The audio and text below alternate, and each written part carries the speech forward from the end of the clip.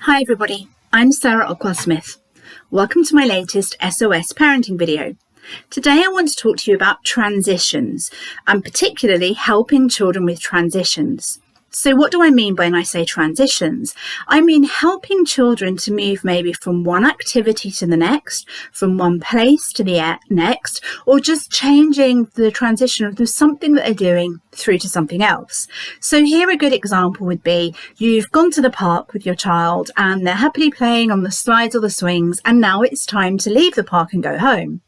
So leaving the park is a transition. They are transitioning away from playing in the park to coming and holding your hand and walking off and leaving to go home. Transitions also happen at the beginning and the end of the school day, beginning and end of a nursery day.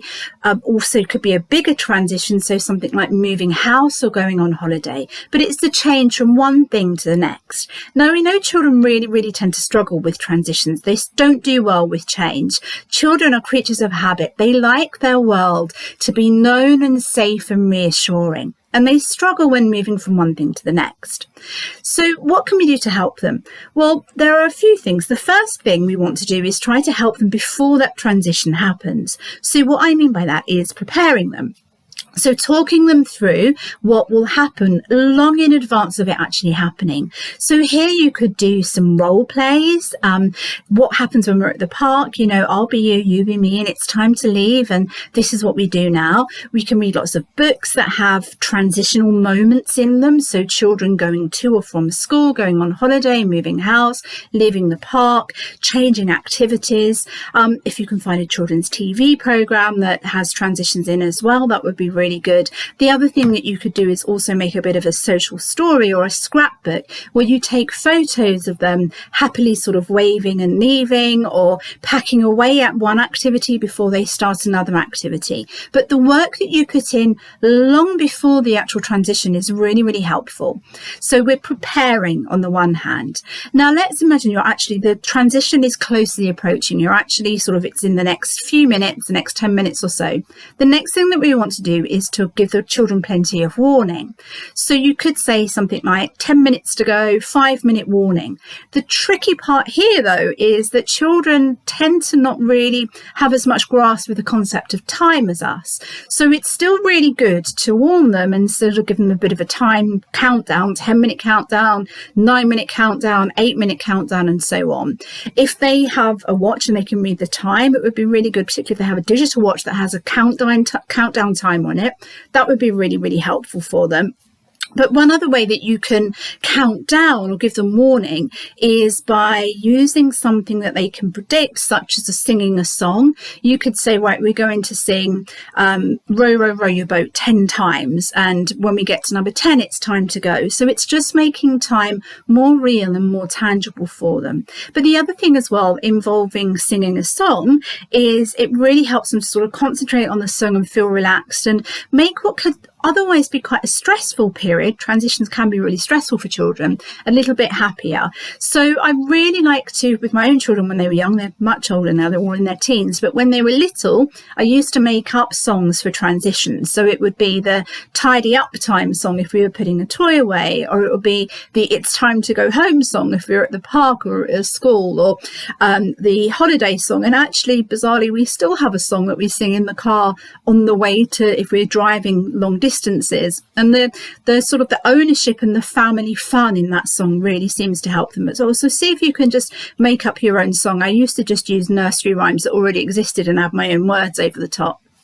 And now what actually happens is the transition itself, very often, even if you've prepared brilliantly, even if you've given them warning, even if you've sung a song, even if you've been a great role model, what you will often find is that the child gets really upset, really distressed, which is just human. It's normal. They don't want to leave their fun of the park or their friends or pack their toys away or go somewhere else. So I think we have to appreciate that this upset is really understandable. It's not naughty. You know, they're not thinking, well, if I misbehave and have a tantrum here, I'll get to stay in the park for another 5 minutes. Their brains just don't work like that. They're just full of all this big raw emotion, and they're genuinely really upset to be leaving the park.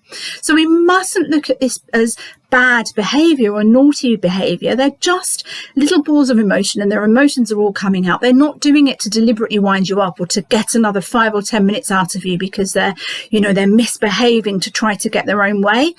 Don't think about things like that. Instead, change your thinking to the fact they're really struggling with this. And that's okay because they're little, they have an underdeveloped brain, and that's okay.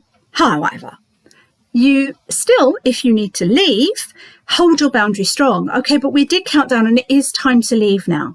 It doesn't mean that you always have to do that. Genuinely, if you could give them another 5 minutes, you're not being somehow sort of a permissive or a lax parent if you do that now and again. The key is when you really do need to go and you've given them plenty of warning and we've counted down, and for whatever reason, whatever the transition is, it has to happen now. It is absolutely okay to carry on with the transition and upset your child. And I know a lot of people will be confused when I say that because they think I'm all about being kind and respectful and empathic to children. But you can still be all of those things and uphold your boundary of now it's time to move. Now it's time for this transition to happen. But the key thing is when your child is upset, you take a big deep breath. You remind yourself, I'm the adult here. They're not doing this deliberately. And you remind yourself why they're struggling. And you go along with the transition anyway. And once your child has, all of the emotions have come out, whether they're tantruming, whether they're crying, you've tried to offer support in as much way as you can. And when they're calm afterwards, rather than chastising them or telling them off, you will just simply talk about why they found it difficult with the transition and acknowledge their difficulty. You found it really tricky to leave the park, didn't you? You didn't want to leave your friend's house. You were having such a lovely game. You didn't want to put your toys away. By acknowledging their feelings, you're saying, I see you, I hear you, I know it was difficult. And actually, I appreciate that you did do it. And hopefully next time it may be a little bit easier. But the more that you move through that process of upholding those boundaries, but just saying, I know it was tricky, but, we got through it and I'm really proud of you.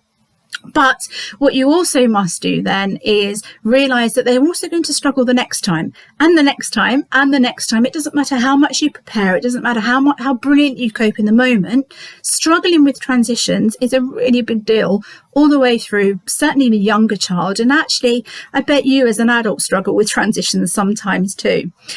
So I hope that helps a little bit, particularly the next time you have a tricky transition with your children.